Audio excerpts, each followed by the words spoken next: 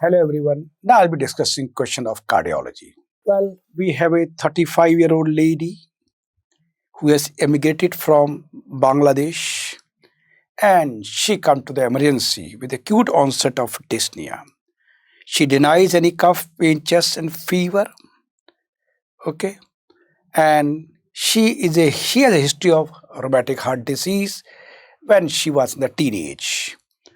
The pulse is irregular, 97, BP 125/75, and heart sound is loud. Mid-diastolic rumble is heard at the apex.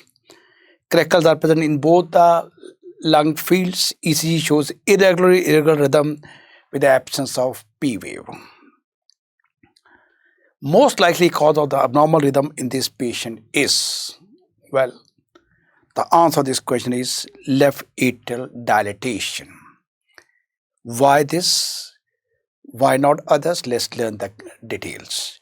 Well, this patient has mitral stenosis as a due to this rheumatic heart disease. But how do you say? The question is why?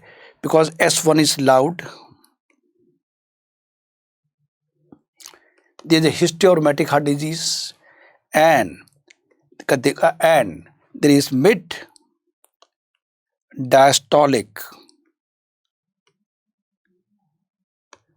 rumble is there,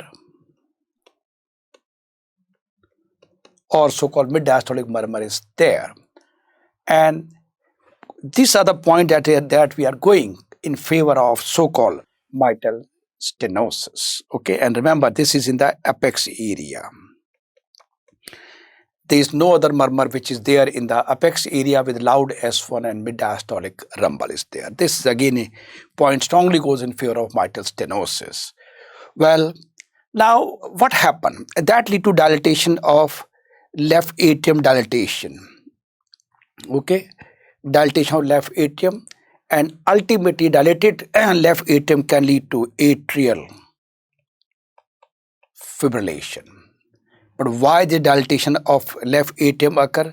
That we will never understand unless we know the basic concept. The basic concept goes like this. This is the mitral valve.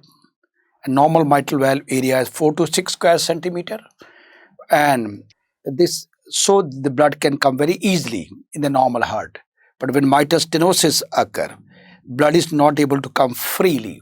That means the blood accumulates in the left atrium, and that lead to left atrial enlargement. That's a basic concept why left atrial enlarge. And ultimately, remember, atria is a thin walled chamber, so it expands like a balloon.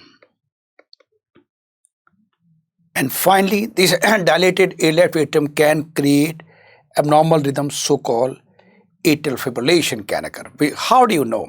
In our case also, the patient has irregular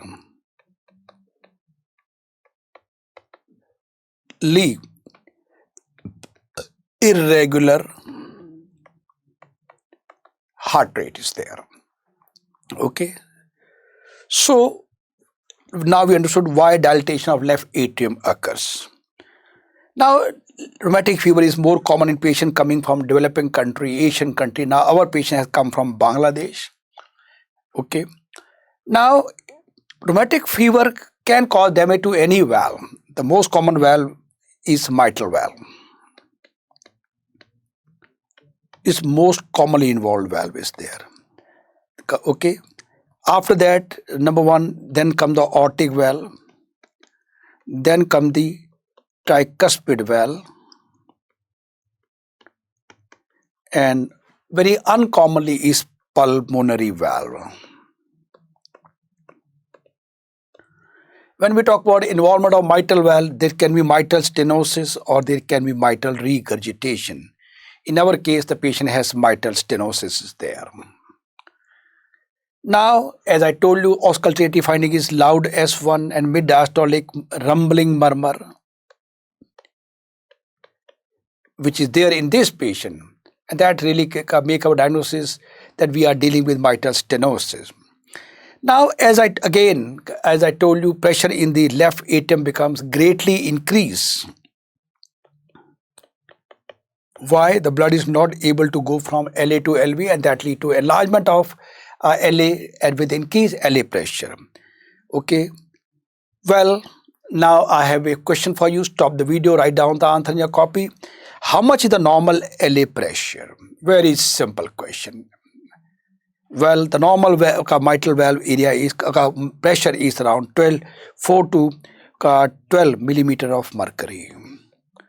So when mitral stenosis occur, LA pressure increases, it can go to 15, 20, and when more than 20 is there, let us see, again go back to basic concept. LA pressure, normal pressure is 8 to 12. When the mitral stenosis, LA pressure increases, LA size also increases. When the pressure is somewhere around 20 millimeter mercury, the blood start going into pulmonary vein. So initially it is increased LA pressure occurs. Then come the pulmonary venous hypertension. The pressure increase in the vein, pulmonary vein, and then come the capillaries, pulmonary capillary hypertension, and finally there occurs pulmonary arterial hypertension. There's a sequence that happens. So increased LA pressure that we can measure by pulmonary capillary wedge pressure. We can know about LA pressure. And second is pulmonary venous hypertension, pulmonary capillary, and finally pulmonary arterial hypertension, what happened in these patients. Okay. So as I told you, as the LA getting enlarged and is predisposed to atrial fibrillation. 70% of the patients with MS can develop atrial fibrillation. Very, very important. Very, very important. 70% is a huge percentage. And this happens as a chronic atrial fibrillation. Is never acute, it's a chronic. Well, again, I have one more question for you. Stop the video, write down the answer. As far as when you talk about causes of atrial fibrillation, there are 4 giant or major causes of atrial fibrillation. One of them is rheumatic heart disease. Tell me what are the other major causes of rheumatic heart disease. Stop the video, write down the answer. Remember, the question is very specific major causes. There are a large number of conditions where atrial fibrillation can occur. I am talking about major causes. Well, the other answer is coronary artery disease, hypertensive heart disease, and thyrotoxicosis, also called hyperthyroidism. There are 4 important giant major causes of atrial fibrillation. Well, when the atrial fibrillation, when we see ECG, you get irregular pulse, and there is loss of P wave. P wave is not there, and that we have seen in this case also. This causes lack of atrial kick, which could worsen the flow of blood from LA to LV. So now let me tell you what is atrial kick. Well, in the normal cardiac cycle, this is the mitral valve, tricuspid valve. When the diastole start, in initial early diastole, 70% of the blood come from atria to ventricles. This is early diastole. In the late diastole, this atria contracts, and that pushes around 30% of the remaining blood from LA to LV. And this atrial contraction is known as atrial kick, again, which is the late diastole feature. So now if the patient has atrial fibrillation, this kick will be lost. The blood will not come to the ventricles. The extra blood, 30% blood, which was supposed to come due to atrial contraction, will not come. So the blood will remain here, and that will further contribute to dilatation of the heart, of the left atrium, and heart failure. Now let's talk about other options. Right atrial dilatation. Rheumatic fever can affect any valve. As I told you, tricuspid valve can also be involved. But usually tricuspid valve is not the first valve. It's always usually secondary to mitral valve. So later on, even a patient has got mitral stenosis or mitral regurgitation, later on tricuspid valve involvement can be there. that could be that could lead to enlargement of right atrial enlargement. Okay, and that can also predispose to atrial fibrillation. But murmur of left this tricuspid stenosis is most prominent in the left lower sternal border, not the apex area what we have in our patient. And symptom of right heart failure like peripheral edema, hepatomegaly, JV distension are much more predominant. More of a right heart failure is the finding.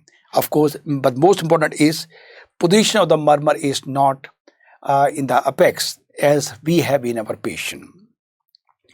Left ventricle dilatation and left ventricle hypertrophy, they never occurs. Why not?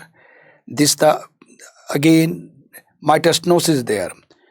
So there is a problem of flowing of the blood from LA to LV. That's why LVH and LV failure are usually not the feature. And due to same reason, third sound is not the feature of mitral stenosis. Pulmonary hypertension, well, this can occur, as I told you in the very early description also, yeah, this can occur, but it's a late feature, it's not the early feature. Okay, and moreover, this by the time PAH occur already it's too late, and in the before that atrial fibrillation will be there by enlarged left atrium. So this is not the answer. Now I have one more question. Stop the video, write down the answer. What do you mean by Lutem-Bascher syndrome? Well, the answer is mitral stenosis plus ASD. This is congenital and this is acquired. MS, mitral stenosis with ASD, atrial septal defect, is Lutem-Bascher syndrome. Well, the golden line to remember, 70% of the patients with mitral stenosis will develop atrial fibrillation because of significant left atrial dilatation. Thank you very much.